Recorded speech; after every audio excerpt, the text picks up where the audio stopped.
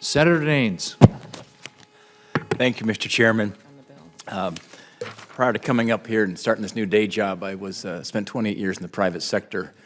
So I'm always one that hopes to see more private sector-led solutions here. In fact, I was 12 years as an executive of a cloud computing company. And it was always in our best interest to make sure we had our networks hardened and always had the best practices on cybersecurity, because if we failed to do so, we didn't have a business any longer. Mr. Romine, a question for you. This framework, I guess, was released about a year ago, February 12th, That's right. 2014, version 1.0. How long did it take from kind of the beginnings of the process to put together V1.0 here before it released? It took the full year of, we were given a year by the executive order.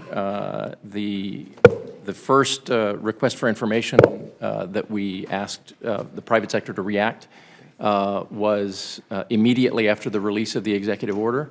We subsequently needed to engage all of the stakeholders, private sector, government regulators, industry associations, and international community over the course of the next year in 5 separate workshops that were held geographically distributed around the country.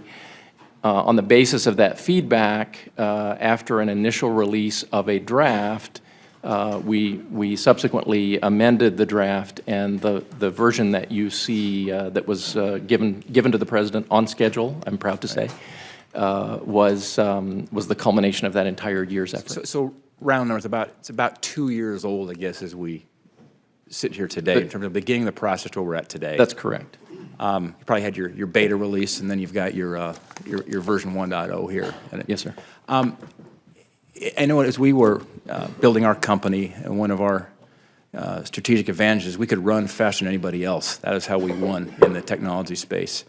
And we grew a large company. We capitalized at nearly $2 billion from virtually starting up from nowhere. And so I've lived in the world here of data and cloud computing. But I'm just wondering how current now, given the speed at which the bad guys are moving, given this started about 2 years ago, when is version 2.0 to come out, and how often do you see updating this standard? Thank you, sir.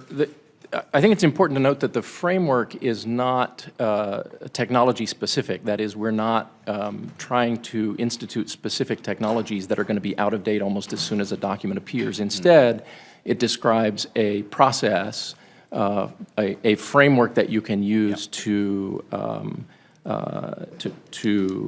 communicate your cybersecurity needs as both internally as well as with external stakeholders. And so I don't think that's something that will, even though this is a fast-moving area, I don't think it's I see that, and looking through that, it's clearly a framework and a process that's laid out here. That's right. In terms of assessing risk and so forth. One thing I also notice about D.C., this is a town that seems to reward activity and not results. How do you help companies try to maybe quantify this process in terms of eventually the outcome? Saying that we've moved through this process here, but ultimately we've got to put some kind of quantitative assessment, whether it's 0 to 100 scale, whether it's a letter scale, to say, and I have a question for Mr. England too in a minute around how, he says, if you say, are they NIST, are they complying with the NIST standards, well, what does that mean? So I can just start by saying, as part of the framework, in fact, there is an evaluation of the level of assurance that an organization has that they're responding to the various functions that are listed in the framework, these so-called tiers that we've developed. And so there's an internal assessment capability already.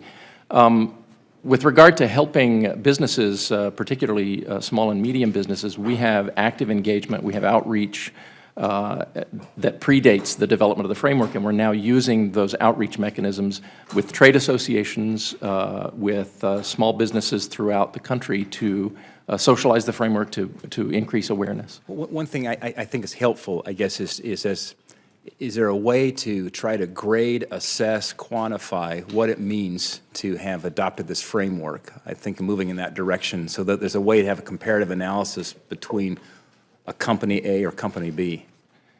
I think it depends.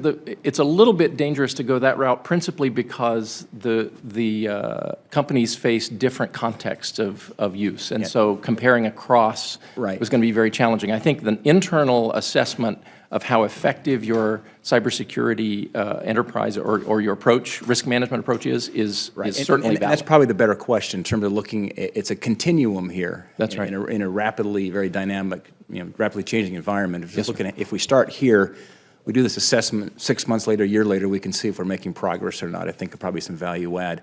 And lastly, what I see too, I'll know when these are being used when something like this has got you can tell it's not just sitting on the shelf and gathering dust. And I'm just always a little skeptical of this town and where they just want to create some activity for the sake we got a standard and here it is. And the real question will be adoption and folks saying, boy, we want more of this. It's like bread. If it's fresh, they're going to want it. If it gets stale, it'll just be another binder on the bookshelf. I couldn't agree more. We heard universally from all of our stakeholders that more shelfware was not what was needed, and I think we took that into account in engaging broadly across the stakeholder interests and listening to their concerns and developing, in conjunction with the stakeholders, a document that's actually usable. Okay. All right. Thank you. I'm out of time. Thank you, Senator Daines. Senator Klobuchar.